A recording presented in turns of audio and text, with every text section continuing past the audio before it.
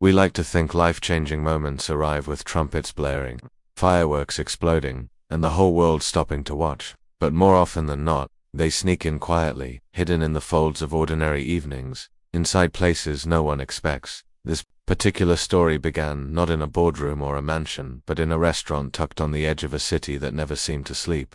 The streets outside were lined with neon signs, sputtering and buzzing, reflecting off rain-soaked asphalt. Inside, the restaurant smelled of roasted garlic, butter, and faint desperation, a place where waiters moved quickly with trays held high and cooks shouted from the kitchen as if trying to drown out their own fatigue. It was here that she worked. Parker, a restaurant worker who most of the world never noticed. She was tall but carried herself in a way that seemed to shrink her presence, as if she had learned long ago that being visible meant being vulnerable. Her apron was worn, the white fabric dulled to gray from countless washes, and her shoes pinched at her feet, but she bore it all without complaint.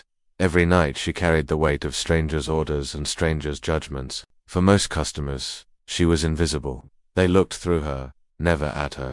A service provider, not a person. But Alina was more than a waitress. She was a mother, a daughter, a dreamer who had been forced to trade her dreams for survival. Life had carved her into something stronger than she ever thought she could be, and it was this strength, quiet and hidden though it was, that would set her path colliding with a man who had never known what it meant to serve anyone but himself. On this particular evening, a man entered the restaurant who was not like the others. His presence carried weight. Not because of the cut of his tailored suit or the gleam of his cufflinks, but because of the way the air seemed to shift around him. His name was Adrian Cross, a name that had appeared in newspapers, financial reports, and whispered conversations in boardrooms across the country. He was a tycoon, a man whose signature could change lives, destroy companies, or build empires. The city both envied and feared him. He had climbed to power not through kindness or patience, but through ruthless calculation. His deals were legendary not for fairness, but for the way they left him richer while others picked up the scraps. To most people, Adrian Cross was untouchable. But tonight, he was just a man at a table in a restaurant, holding a pen in one hand, and a contract in the other. The document, thick and heavy with clauses and promises, lay open before him.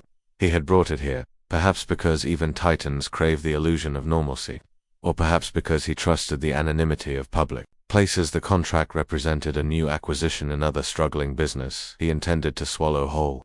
It was nothing to him, just another number on a ledger, another set of lives folded into his empire. Alina noticed him the moment he walked in, though she didn't recognize his name or fame. To her, he was just another customer, well-dressed, sharp-eyed, radiating impatience. But there was something in his expression that unsettled her. A kind of coldness that seemed permanent, like stone that had been carved and polished until nothing soft remained. She approached his table with her notepad in hand, asking the same question she had asked 1,000 times before, but as the night wore on, she couldn't help noticing the papers he kept glancing at, the tension in his jaw, the way his fingers tapped the pen as if itching to strike a final blow. And then it happened as she refilled his glass of water. Her eyes caught a line of text on the contract, just a fragment, barely visible, but enough to spark recognition. She froze. The name of the company he was about to consume was one she knew too well. Parker & Sons supplied out her father's company, or rather, what was left of it. Years earlier, her father had built Parker & Sons from nothing, a small black-owned supply business that had fed and clothed the community, giving jobs to those no one else would hire. He had poured his life into it, working long hours, teaching Alina what it meant to build something with integrity. But the world had not been kind. Bigger corporations had undercut his contracts, banks had turned their backs, and whispers of corruption in City Hall had tilted the scales against him when he died. The company had withered, barely clinging to survival. Alina had carried the guilt of not being able to save it, the sting of watching something her father had loved reduced to debt and desperation, and now here it was, the name leaping off the page like a ghost, staring back at her from the tycoons. Contract. Adrian Cross wasn't just signing a deal, he was preparing to erase what little remained of her father's legacy. Her breath caught, her tray nearly slipping from her hands. She set the glass down too quickly, water sloshing over the rim, but Adrian hardly noticed. He was already lowering his pen to the page, his eyes cold and focused. And in that instant, something inside Alina rose up. She had never spoken to a man like him before, never dared to interrupt the tide of money and power that moved through the world above her head. But this was different, this was personal. This was her father's blood, sweat, and memory about to be signed away with the casual stroke of a stranger's pen. The words left her before she could stop them. Think twice before you sign. It was barely more than a whisper, but it carried across the table with the weight of defiance. For the first time that night, Adrian Cross looked up, really looked. His eyes, sharp and pale, landed on her face with something like surprise, then narrowed. People did not interrupt him. Waitresses did not tell him what to do. The room seemed to still. The hum of conversation, the clink of silverware, the hiss from the kitchen, all of it faded into silence. Alina felt her chest tighten. She had crossed a line she couldn't uncross, but she didn't back down. Something in her gaze, some flicker of pain and courage, held his attention, and for the briefest of moments, the mask slipped beneath the cold calculation. Something stirred in Adrian's expression, confusion, perhaps even recognition, though he didn't yet understand why. Then the moment passed. His lips pressed into a hard line. His pen hovered once more over the paper. Elena's heart pounded in her ears. She had no idea what he would do: laugh, sneer, dismiss her, or destroy her for daring to interfere. She had spoken out of instinct, and now she waited for the hammer to fall, and fall it would, because Adrian Cross was not a man accustomed to being challenged. But here's the part no one expected. The part that turned a simple night in a restaurant into the spark of a story much larger. Adrian did not immediately sign. He paused, his gaze locked on Alina, as though her words had reached a place inside him that the wealth and the power had long buried. It wasn't hesitation born of fear. It was something stranger, something dangerous. Alina didn't know it yet, but the Tycoon's reaction, the choice he made in that charged silence, would change everything. For her, for him, and for a legacy neither of them yet understood. If you enjoyed the video, don't forget to like it, subscribe to the channel, and share your thoughts in the comments. Adrian Cross was not a man who hesitated. Entire industries had crumbled beneath his swift decisions. Competitors had learned the hard way that when Adrian lifted a pen, the matter was already decided. He did not pause, he did not question, he executed. And yet, in that restaurant, with a contract waiting for his signature, Adrian Cross froze. The waitress's words echoed in the air, faint but heavy. Think twice before you sign. At first, the silence that followed was suffocating. Alina could feel her own heartbeat pounding in her ears, threatening to drown out everything else. The tray in her hands suddenly seemed unbearably heavy. She wanted to disappear, to undo the words she had spoken, but it was too late. Adrian's gaze was fixed on her now, sharp and unyielding. He leaned back slowly, his chair creaking beneath the deliberate shift of his weight. The pen that had hovered inches from the contract slipped from his fingers, landing soundlessly on the papers. And then, with a strange intensity, he asked for her name. That it was not a request, it was a command. Her lips parted, but the sound caught in her throat. She forced the syllables out, her voice trembling despite the steel she tried to summon. Parker, Alina Parker. And just like that, the change came over him. His eyes widened, just slightly, but enough that she saw it. A flicker of recognition, as if the name had reached into the carefully sealed vault of his past and twisted the lock open. His jaw tightened, his expression shifted, and for a moment, the man who had seemed carved from ice looked almost unsettled. Alina felt the air leave her lungs. Why had her name rattled him? He was a Tycoon. Surely she was nothing more than a stranger. And yet, something in his reaction told her otherwise. Finally he spoke, his voice low, measured, but carrying a weight that made her skin prickle. I knew your father. The words landed like a stone dropped into a still pond, sending ripples across the fragile calm of the room. Elena's knees nearly buckled. She gripped the edge of the table to steady herself, her knuckles white. Her father, how could this man, this stranger in a silk tie and Italian leather, have known him? Her father had lived in an entirely different world. He had run a modest supply company, driving an old pickup truck that rattled with every turn, carrying orders himself when money was too tight to hire help. He had been a man of the people, his hands rough with work, his smile warm despite exhaustion. He had not belonged in the rarefied air of boardrooms and tycoons. And yet, here was Adrian Cross claiming to have known him. Elena's mind raced. Was there some manipulation, a cruel trick designed to silence her protest? Or was it possible that behind Adrian's polished facade lay some hidden connection to the man she had loved and lost? Her silence stretched, and Adrian filled it with words that only deepened the mystery. Your father was a good man, better than most, better than me. The admission was startling in its vulnerability, but it was gone as quickly as it appeared, swallowed by the iron mask he wore. He pushed the contract aside, untouched. as though Elena's warning had cracked something he could no longer ignore. She stood frozen, uncertain whether to press him for answers or retreat before his power consumed her. She was just a waitress. After all, what right did she have to demand anything of a man like him? But the name of her father, his legacy, his memory hung between them now, refusing to be ignored. That night, Elena returned home with her hands still trembling. The apartment she shared with her young son was small, the kind of place where walls were thin and privacy was an illusion. But to her it was sanctuary. She sat at the kitchen table long after her son had fallen asleep, staring at the worn photograph she kept tucked in a drawer. It was the only picture she had of her father standing in front of Parker and Sons, his smile wide, his arm draped protectively around her as a child.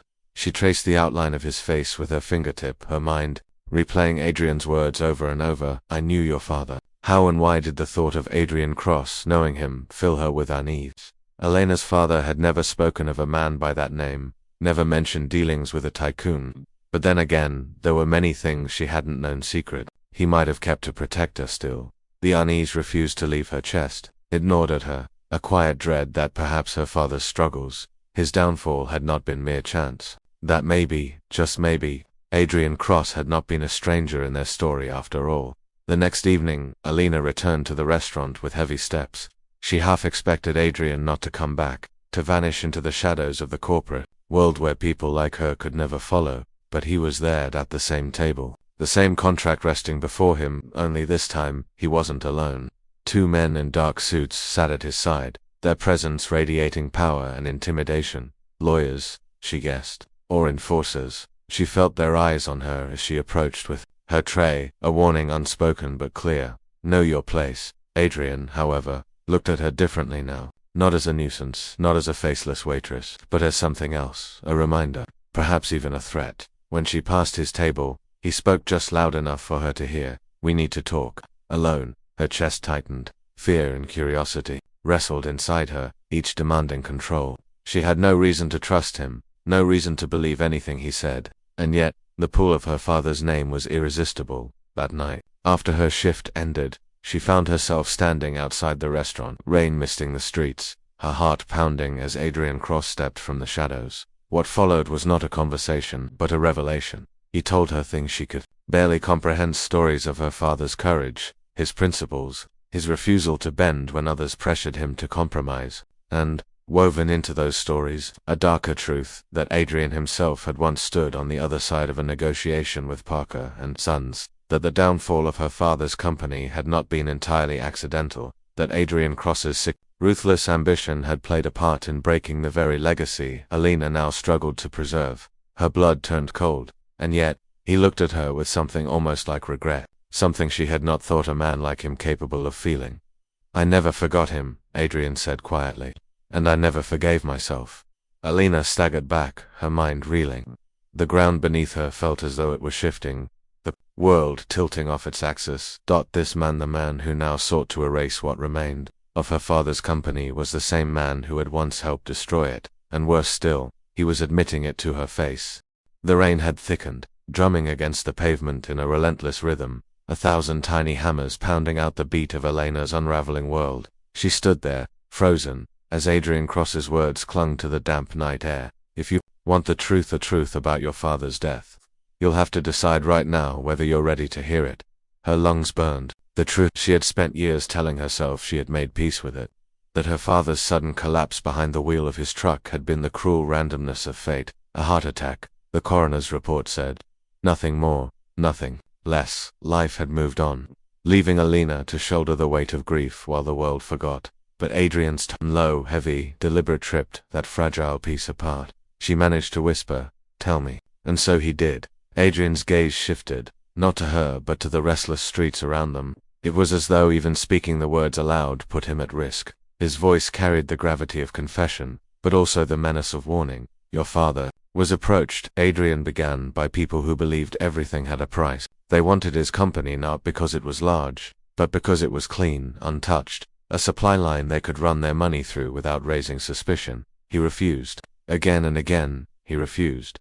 That kind of integrity, Adrian's jaw clenched. It doesn't survive long in this world. Elena's stomach churned. The memory of her father's weary smile returned to her, the way he used to kiss her forehead before leaving at dawn, his shirt sleeves rolled up, his hands already stained with work before most men even woke. She had never doubted his goodness, but she had never imagined it had cost him everything. Adrian continued, his voice sharpening. I was there when they came to him with their final offer. I thought I was only playing the game, Alina. I thought I was just another shark circling the waters. I told myself that if I didn't take the deal, someone else would. I didn't know, or maybe I didn't want to know, how far they were willing to go. Her pulse quickened. Are you saying yes? He cut her off, his tone brutal. In its honesty, I believe your father's death wasn't an accident. It was punishment, a message. The world seemed to tilt violently, as if the ground itself had betrayed her. Alina staggered back against the wall of the restaurant, rain soaking through her uniform, but she barely felt it. Her mind reeled. Every memory of her father, the pride in his eyes, the laughter in his voice, the warmth of his presence collided with the image of faceless men plotting his end. Her throat tightened until she could barely breathe. Adrian's voice softened, though it carried no comfort. I didn't order it, but I was part of the machine that made it possible. That's the truth I've lived with, Alina, the truth I see every time I close my eyes. The silence that followed was unbearable. Only the rain filled it, masking the sound of Elena's sob as it tore free. She wanted to scream at him, to strike him, to demand why he dared to speak her father's name at all. And yet, beneath the fury, another emotion grew, a dark, dangerous hunger for answers. If what he said was true, then her father had been murdered, and the world had simply carried on, blind to it. The word slipped from her lips like a plea. Adrian shook his head. That's where this becomes dangerous. The men who orchestrated this, they're not just criminals, they're institutions. They've buried their hands so deep in politics, business, and law enforcement, that dragging them into the light would set the entire city ablaze. Clenched her fists. And yet you signed with them. For the first time, Adrian faltered. His gaze dropped, shame etched in the hard lines of his face. Yes, I signed. Not with that contract. He gestured vaguely toward the restaurant, but years ago. When I was still climbing, when I thought compromise was survival. And by the time I realized what I'd truly signed away, it was too late. I was theirs. I still am. Elena's fury flared like fire. Her father had died standing firm, and this man, this towering figure of wealth and influence, was confessing he had bent, that he had chosen survival over principle. But then, her father was dead, and Adrian Cross was very much alive. The days that followed were a blur of unrest. Alina went about her shifts like an automaton, pouring coffee, balancing trays, forcing smiles, all while her mind churned with the poison of Adrian's words. Every clatter of a dish, every order barked from the kitchen, felt distant. She began to notice things she had overlooked before.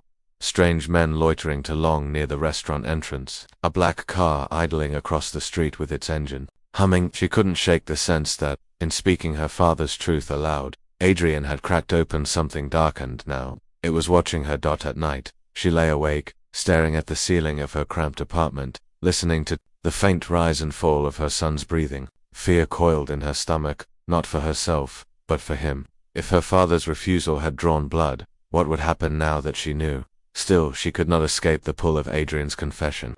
Against all logic, she sought him again. She found him not in the restaurant this time, but in the glass tower that bore his name. It was a building she had passed countless times, always looking up from the sidewalk, never imagining she'd set foot inside. The lobby gleamed with polished marble, a cathedral of commerce where even whispers seemed sacrilegious. She felt small, out of place, yet determined. Adrian was waiting. When she entered his office, he rose, not with the aloof arrogance of a man greeting the unimportant, but with the gravity of someone who knew the storm between them could no longer be ignored. He gestured for her to sit. She remained standing. I don't want half-truths, she said, her voice steady though her hands trembled. If you're going to tell me my father was murdered, then tell me who murdered him.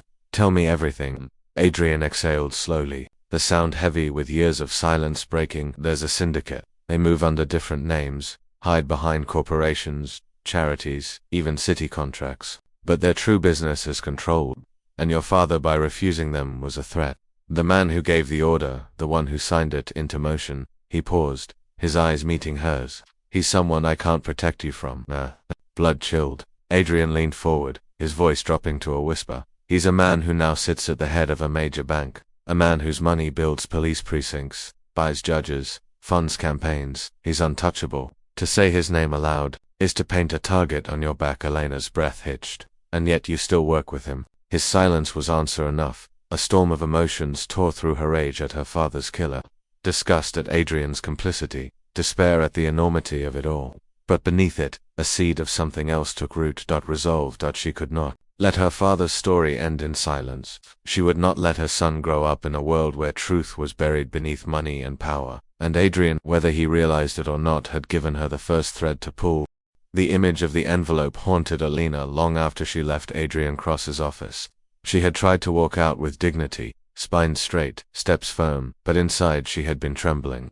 The symbol she had glimpsed burned in her mind, an emblem, neither decorative nor random, but purposeful. It looked ancient, almost heraldic, a circle bisected by a vertical slash, with an arrow curling back into itself. She didn't know its meaning, but Adrian's face when he tried to cover it told her it was no ordinary seal. That night, she dreamed of her father. He stood in the glow of a truck's headlights, his face obscured by shadows, his hand reaching out to her. But when she grasped it, it slipped away, and she awoke gasping, drenched in sweat, clutching at nothing but silence. Elena had lived her life in motion: wake, work, sleep, repeat. But now she could not escape the pull of this mystery. The world she thought she knew had cracked open. There were names unspoken, crimes unpunished, and truths hidden in wax-sealed envelopes. The following day, the restaurant felt smaller, suffocating. Plates clattered, orders barked, grease sizzled on hot pans. But Elena's senses were elsewhere. Every customer looked like a watcher. Every unfamiliar face made her pulse quicken. And then she saw it. A man sitting at the counter, not eating, not speaking, just sipping black coffee and glancing toward her more than once. His suit was too sharp for this part of town, his shoes polished like glass. He didn't fit, he didn't want to. Her hands trembled as she refilled a glass of water. Was he connected to the envelope? To the men Adrian had warned her about? When she glanced again, the man was gone. The fear lingered. She couldn't resist returning to Adrian. 2 nights later, under the cover of rain once again, she slipped into his tower through a service entrance. The night guard barely glanced at her, assuming she was a late-shift cleaner. She moved through hallways of marble and glass that echoed her footsteps like whispers. When she reached his office, the lights were low. Adrian sat behind his desk, his shoulders hunched in a way that belied the power his name commanded. The envelope was gone, but the tension in the room was thick enough to choke on. "You shouldn't be here," he muttered, though his eyes betrayed something more complicated, fear mixed with recognition. "I need to know," Elena pressed. "That envelope, what was it?" Adrian hesitated. His hands, those powerful hands that had signed deals worth fortunes, curled into fists. Finally, he rose and walked to a cabinet in the corner, unlocking it with a small brass key he wore on a chain. From inside he pulled another envelope. Identical seal, identical weight of dread. "This is how they communicate," he explained, his voice a rasp. "No emails, no phones, no records that can be traced, just paper, wax, and symbols. Inside are instructions, demands. Refuse them, and they'll remind you why you shouldn't." He placed the envelope on the desk between them. Elena's breath caught. "Open it," she whispered. Adrian didn't move. "If I open it, there's no turning back. You'll be bound to knowledge that people have killed to protect." "Then let me carry that with you," Elena said, surprising even herself with the steel in her voice. For a long moment, he stared at her. Then, slowly, he broke the seal. The paper inside crackled as it unfolded. Adrian's eyes scanned the lines, his face tightening with each word. When he finally spoke, his voice was hollow. "They're demanding signatures," he said, "not just mine, others too.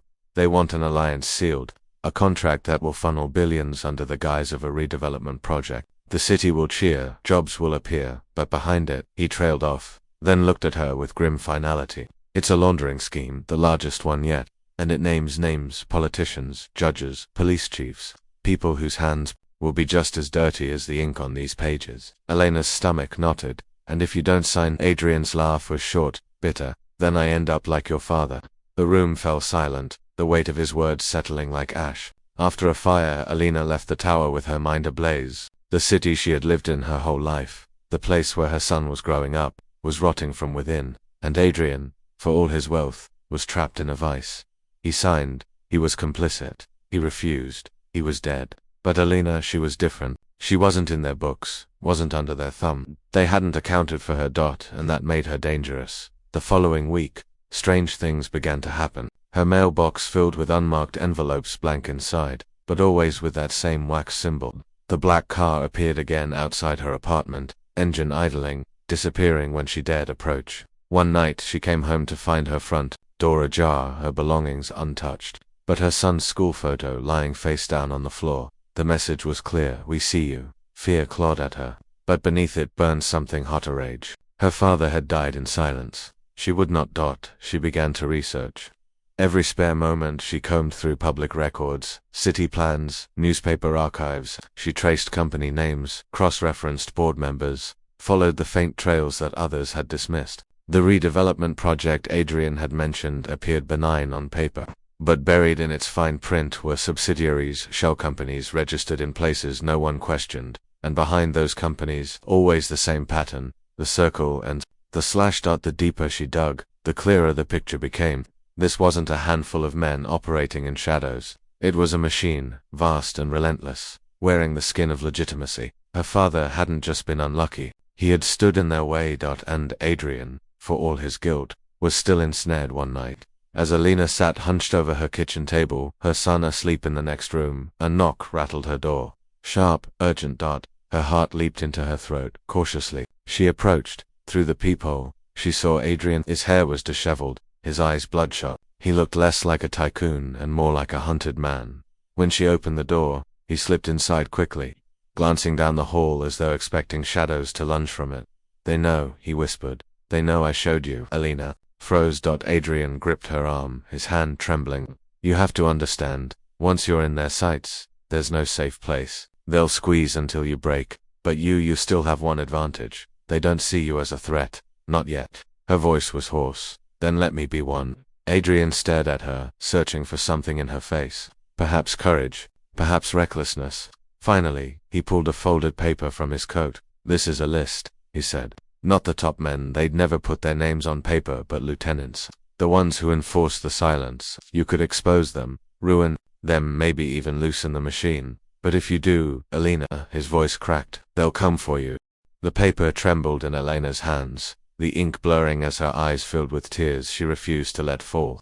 At the bottom of the list, written in stark black letters, was a name that did not belong in such a place of corruption and rot. Samuel Carter, her godfather, her father's closest friend, the man who had taken her and her mother food when the cupboards were bare, who had whispered encouragement on the day of her father's funeral, who had slipped money into her hand when she worked double shifts just to buy school clothes for her son. Samuel Carter, who had been a detective for the city police, the one she believed had fought to uncover the truth behind her father's accident. The name scorched her eyes, but there was no mistaking it. "No," Alina whispered, her voice raw. "This is wrong. He loved my father. He looked after me." Adrian shook his head, sorrow dragging down every line of his face. "He looked after you because he had to. He watched you because he was assigned to. The ones closest to you are the ones who make sure you never rise far enough to cause trouble. Don't you see? That's how they control everything, by planting betrayal where you least expect it." Alina staggered back, the walls of her small apartment closing in, the photographs of her son, the curtains her mother had sewn, the quiet hum of the refrigerator, all of it felt suddenly unsafe, as though Samuel's shadow had been living there too, watching every step she took. Her knees buckled, and she sank into a chair. The list lay across the table, poisonous, undeniable. Adrian remained standing, looming over her with the quiet gravity of a man who had learned to live with secrets gnawing at his bones. "Now you know why I told you not to get involved," he said softly. "Now you know why your father died." The days that followed bled into each other. Alina went to work, took orders, carried trays, but her mind was consumed. Every familiar face blurred into suspicion. Samuel had been at the restaurant many times, laughing with the staff, telling stories of her father's bravery. Was it all a lie? Had every kindness been another way to chain her, to ensure she never dug deeper? Her son asked her one night why she seemed so sad. She held him close, unable to explain that the world outside their small home was infected, that the man she had trusted most might be the one who had guided her father to his grave. And then, as if summoned by her doubt, Samuel appeared. He came into the restaurant on a Friday evening, wearing his usual warm smile, his uniform jacket hanging casually over one arm. To anyone else, he looked the same as always, steady, trustworthy, safe. But to Alina, the name on the list burned behind her eyes. She carried a tray past him, her Heart pounding, he caught her wrist gently, his voice low. "You're tired, kiddo. You've been working too hard." The tenderness in his tone nearly undid her. She wanted to scream, to demand the truth, to shove the paper in his face. But instead, she forced a brittle smile and pulled away. Samuel's eyes lingered on her, sharper than before, as though he sensed the storm gathering inside her. That night, Alina couldn't sleep. She sat at her table with the paper spread out before her, staring at Samuel's name until the letters blurred. Then she made a choice. If Samuel was guilty, she needed proof. If he wasn't, she needed to know who had put his name there, and why. So she began to watch. Over the next week, Alina followed Samuel after his shifts, staying far enough behind that he wouldn't notice. She watched him meet with officers in dimly lit bars, slip into unmarked cars, exchange briefcases for handshakes. Each time she hoped for innocence, she found only shadows. One night he disappeared into a warehouse on the edge of town. Alina waited in the rain for over an hour, her breath fogging the glass of her car, before he emerged with two men she recognized from Adrian's list. Their laughter rang out, hollow and cruel, as they parted ways. The truth she had resisted hardened inside her. Samuel Carter was not her protector, he was her jailer. When she confronted Adrian again, her voice shook not with fear, but fury. "You were right," she spat. "He's in it all the way. He's been lying to me my whole life." Adrian nodded grimly. "Then you understand why I can't sign what they've put in front of me. If I do, I become him. If I don't, I'm finished." Alina leaned across his desk, her eyes blazing. "Then don't sign, don't let them win." Adrian's voice broke. "And what happens to you if they realize you've been digging? What happens to your son?" Alina swallowed hard. She had no answer. The machine moved swiftly. The following week, Adrian's office was raided under the guise of an investigation. Files were seized, accounts frozen. On the news, his name was dragged through the mud accused of fraud, tax evasion, embezzlement. It was a public execution without a trial. And the city ate it up. Alina watched the coverage from her apartment, her son asleep in the next room, her fists clenched until her nails cut her palms. She knew the charges were lies, planted by the very men he had refused to serve, but the world believed them. That was the power of the machine. And then came the knock. 3 sharp raps against her door in the dead of night.